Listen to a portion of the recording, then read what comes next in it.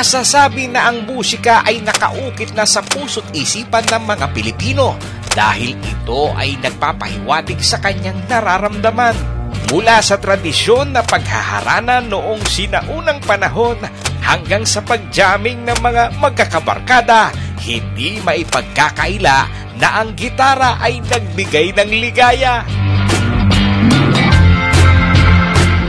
Dito sa Central Luzon, bahagi na ng buhay at kultura natin ang gitara.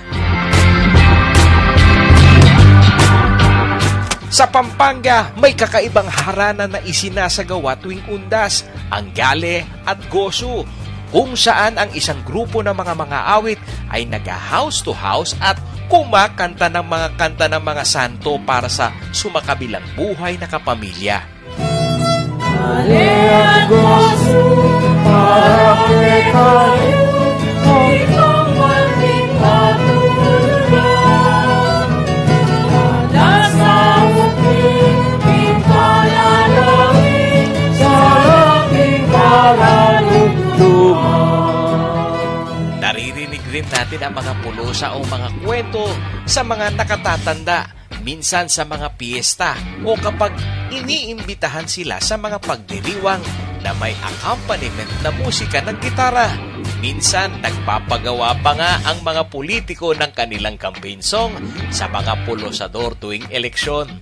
Kasama talaga ang gitara sa tradisyon ng musika sa Pampanga.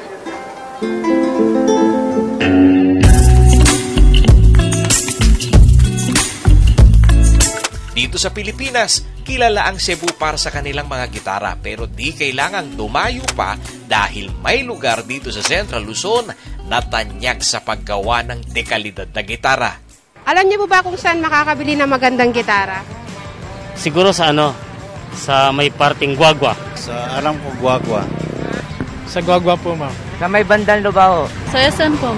O sa Lubao. Sa San Anton po. Sa San Anton din po. San Anton, Guagua. Sa Guagua po. Ang pagkakaalam ko sa Guagua. Dun sa Guagua. Ang bayan ng Guagua sa lalawigan ng Pampanga sa Central Luzon ay kilala sa kanilang mga muebles at sa dukit. Ngunit may gumagawa rin ng instrumentong pantugtog kagaya ng gitara. Isa sa mga naging tanyag na pangalan pagdating sa paggawa ng gitara sa Guagua ay ang angkat ng mga lumanog. Ayon sa mga taga San Anton, Guagua, Pampanga, sa pamilya ng mga lumanog nagsimula ang paggawa ng gitara sa barangay.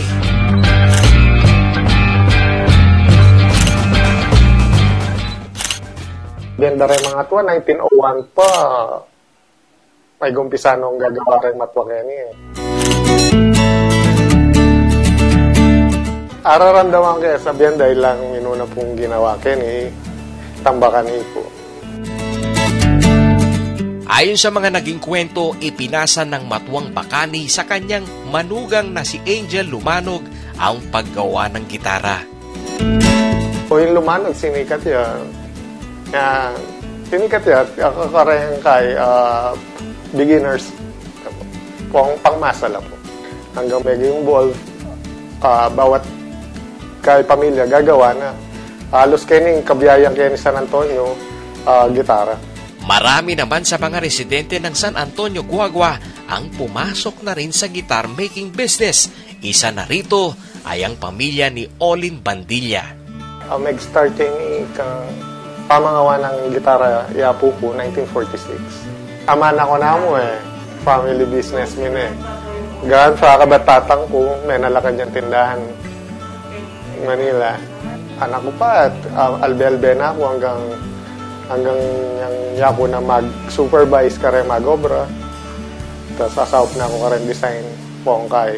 Pumakanano lang mas sumanting pa rin gitara. Masasabi na ang tindahan ni Olin Bandilla ay iisa sa iilang mga tindahan ng gitara sa Guagua kung saan ginagawa ang lahat ng proseso ng guitar making mula sa disenyo hanggang sa produksyon at finishing. Kumbaga, iligan ko na talaga. Kumbaga, kaya kami may kakapatid, ako mo mag-focus kayong git. Ang mga gitara na gawa ni Olin Bandilla ay itinuturing na matitibay at Premium dahil gawa ito sa mataas na kalidad ng solidong kahoy. Ay, dem product po kakay ko as quality guitars la po. Talagang pagbusak ng panahon in quality na. Banglang dakal mas masanting niya.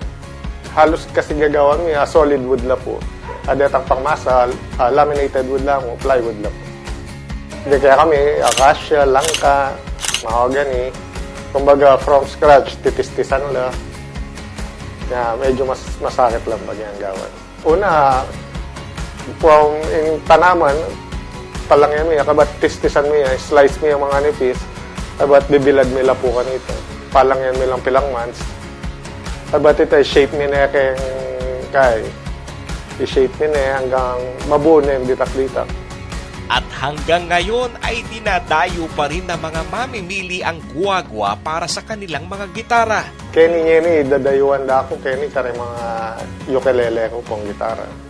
Kanita, yung mabiyaya pa itetest me, pumunta ya Kenny. Pagawa yung gitara na, about pamisalina na. Dakal mangawang gitara Kenny sa nantong, kaso dahil kay pandemic, dakal may manyarang pagawaan. Usually, deng customer ko, si Jantila. Poreng kaya. Kaya ukulele kasi, hobby kaya. Kumbaga, pang grupo lang, mga yan. Ba't ka rin rondalya? Karing kay metura na lang klase. Kailan makapag-rondalya. Bago pa mag-pandemic ay nag-organisa na si Olin Bandilla sa tulong ng Angeles City at Guagua upang ipagdiwang ang Ukulele Festival. Ngayon mo pandemic, metok ng bagya. Sana next year may tuloy. Kaya ako kasi masaya ako na yung instrumento kayo ni San Antonio, agagamit doon rin aliwan tao. Na makakapagkain ng saya ka rin aliwan tao. Kumbaga, nag-umpisa ka rin instrumento na ako ng birthday, nakala pa pasaya.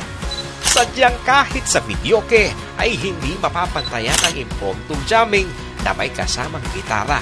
Ang hamak na gawang kamay na gitara na nagbibigay ng kulay at saya sa kulturang Kapampangan.